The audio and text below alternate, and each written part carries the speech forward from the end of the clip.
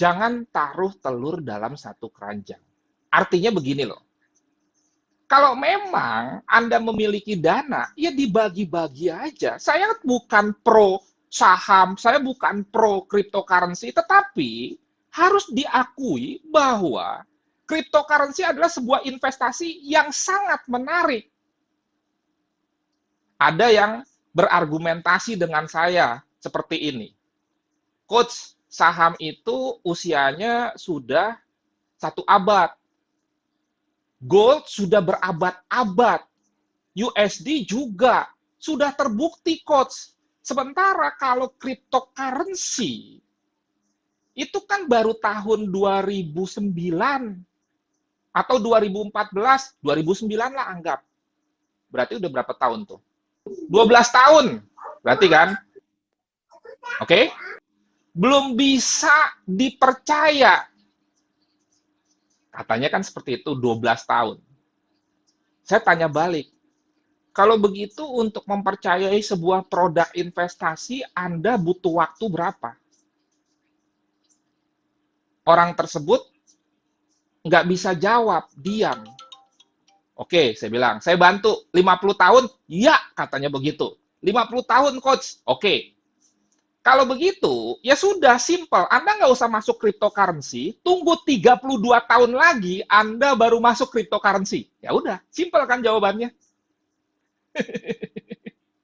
Ya dong, kalau Anda ingin mempercayai sebuah produk investasi setelah 50 tahun jalan, ya sudah, gampang, nggak usah masuk cryptocurrency. Tunggu 32 tahun lagi, baru Anda masuk. Sebagai tambahan informasi ya, sekarang kan era teknologi informasi, informasi itu lebih cepat. Oke, dulu orang mempercayai sebuah produk investasi itu lama karena belum ada regulasi, informasinya masih minim. Tetapi karena perkembangan zaman, apalagi Anda harus memahami karakteristik generasi Z, di mana sudah ada penelitiannya, generasi Z ini mulai tidak tertarik pada emas. Tetapi tantangannya adalah duit masih di generasi X sama di generasi Y. Tetapi tinggal menunggu waktu, duit itu akan ke generasi Z.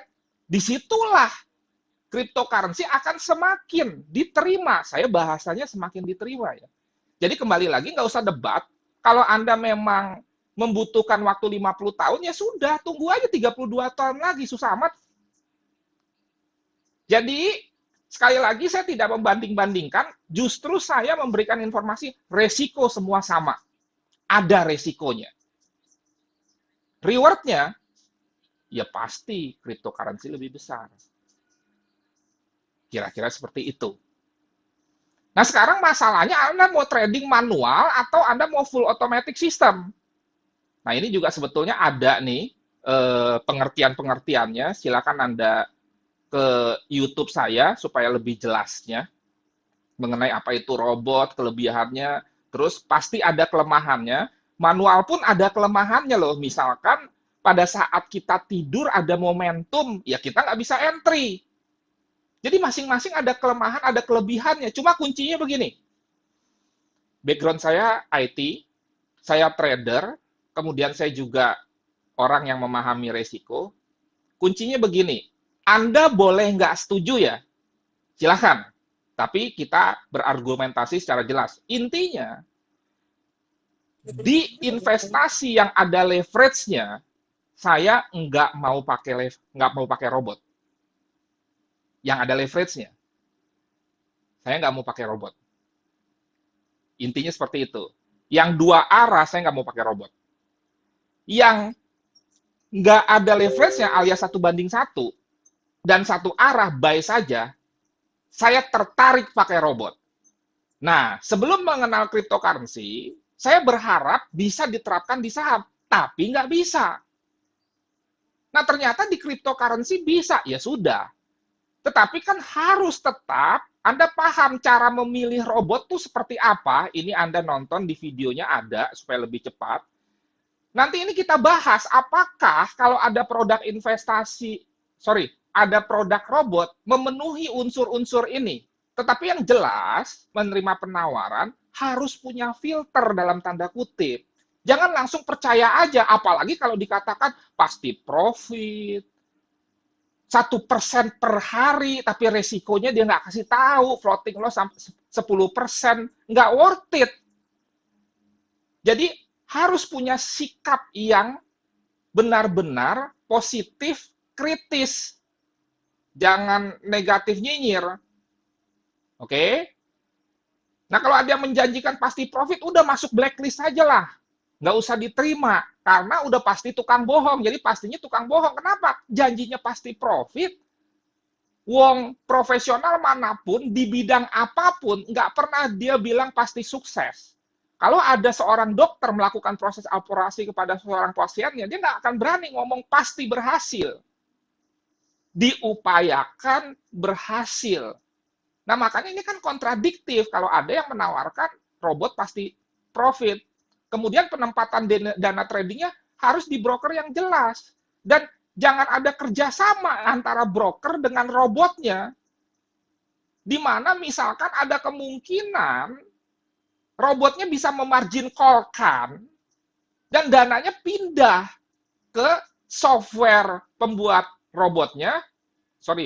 software robotnya yang bekerja sama dengan broker yang tidak jelas. Tapi kalau misalkan Anda buka account di toko kripto atau di Binance, kan udah jelas. Dan resikonya semakin tertekan. Saya nggak bilang nggak ada. Oke? Waktu saya habis nih. Gimana nih? Lanjut saja Pak Nofri, nggak apa-apa. Nggak apa-apa nih. Nggak apa-apa. Justru semua lagi antusias nih mendengar sharingnya Pak Nofri nih. Saya nggak enak nih ya. Jadi nggak apa-apa, Pak. Takut bosen Lanjut, gitu Pak. kan. Udah langsung aja deh yang profit-profit gitu ya. Enggak, Pak. Lanjut, Pak. Lanjut, Pak Nofri. Kita semua antusias menunggunya sampai 224 partisipan di sini. Oke. Pak Nofri, lanjut aja, santai aja, nggak usah. Oke. Ya, mohon waktunya ya, Bro Paul. Siap, Pak Nofri. Miss April juga ya. Oke. Dan berikutnya bisa saja dong dipasarkan dengan sistem MLM. Kan sekarang saat ini terbentuk pemikiran bahwa semua yang berkaitan dengan dunia trading yang dipasarkan dengan sistem MLM, maka scam atau money game. Ntar dulu, ingat ya, MLM itu kan sistem penjualan. Yang satu sisi adalah produk. Bedakan dong. Kalau kita bicara misalkan produknya bagus, kemudian di MLM kan, dan ternyata menghasilkan profit, nggak akan ada yang komplain. Nah, masalahnya, ini jadi tantangan kita bersama. Hampir semua robot-robot yang dipasarkan melalui MLM, ujung-ujungnya scam. Nah, ini jadi tantangan. Kita harus bisa merubah paradigma itu. Masa sih nggak ada robot yang bagus? Jadi, jangan hakimi sistem MLM-nya. Walaupun datanya memang kebanyakan begitu. Karena nanti sayang jika ternyata ada produk-produk yang bagus yang dipasarkan dengan sistem MLM, kita hakimi. Robotnya jelek.